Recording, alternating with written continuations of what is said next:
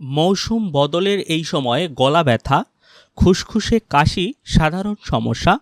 অনেকে দীর্ঘদিন ধরে এ ধরনের কাশির সমস্যায় ভুগছেন।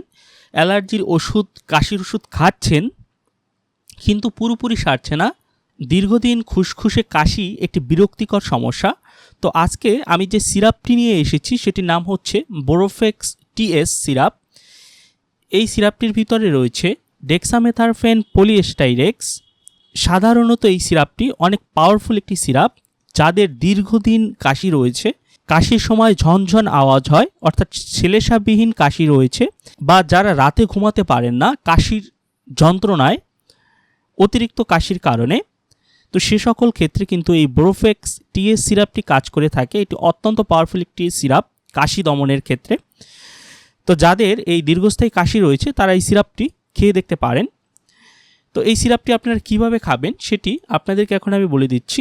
যারা প্রাপ্তবয়স্ক রয়েছেন, যাদের বয়স 12 বছরের উপরে, তারা দৈনিক 2 চামচ করে রোজ 2 বার খেতে পারবেন।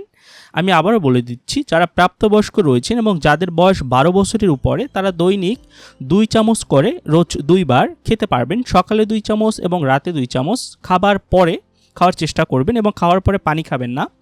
আর যারা 12 বছরের নিচে রয়েছেন তাদের জন্য পরামর্শ থাকবে, আপনারা কোনো ডাক্তারের পরামর্শ নিয়ে বা তাদের সাজেশনে তারপর এই সিরাপটি খাওয়ার চেষ্টা করবেন, নিজেরা খাওয়ার চেষ্টা করবেন না।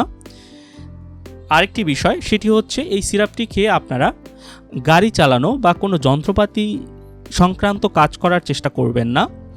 তো এই সিরাপটি সাধারণত বাজারজাত করে থাকে স্কয়ার ফার্মাসিউটিক্যাল লিমিটেড। এটি স্কয়ার কোম্পানির একটি প্রোডাক্ট।